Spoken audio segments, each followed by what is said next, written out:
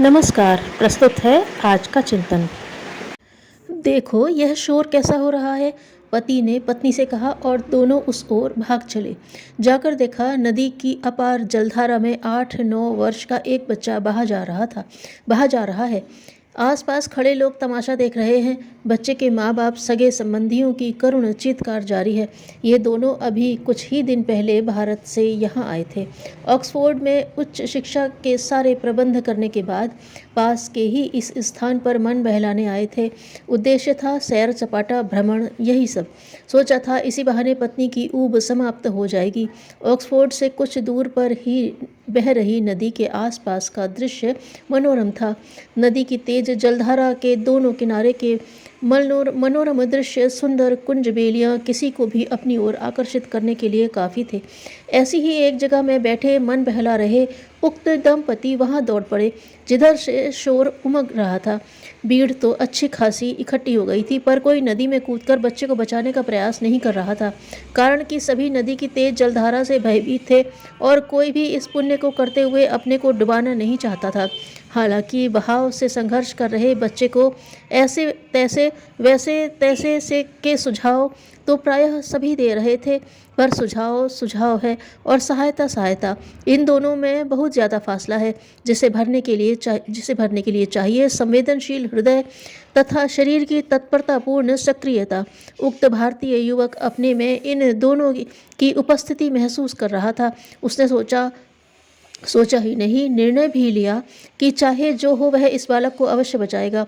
उसके हाथों की उंगलियां कोट, पैंट, टाई तथा जूते खोलने उतारने में सक्रिय हो गईं। अरे अरे, क्या तुम नदी में कूदकर अपनी जान देना चाहते हो? वहां खड़े लोगों में से किसी ने कहा और सभी उस नर शार्दूल को देखने लगे। हाँ, बच्चे को छटपटाता देखकर जो पीड़ा अनुभव कर रहा हूँ वह या तो बच्चे को बचा लेने पर शांत होगी या बचाते हुए मर जाने पर। कितना बनता है? किसी ने कहा। हिम्मत वाला है, किसी ने प्रोत्साहित किया। अरे मैडम, तुम अपने पति को इस मृत्यु की धारा में कूदने से रोकती क्यों नहीं? किसी ने सहानुभूति के स्वरों में उस युवक की पत्नी को परामर्श दिया। इस बीच वह युवक कपड़े उतार चुका था। उसने देखा बच्चा अब थक चुका है और बेदम होकर या तो बहने वाला है अथवा नदी पानी में डूबने वाला है। वह एकदम कूद पड़ा। जैसे तैसे उसने बच्चे को धकेला और किनारे पर ला पटक दिया, जहाँ से लोगों ने उसे पकड़कर खींच लिया। युवक भी बाहर आने को था कि पानी का तेज बहाव आया और वह दूर जा पड़ा।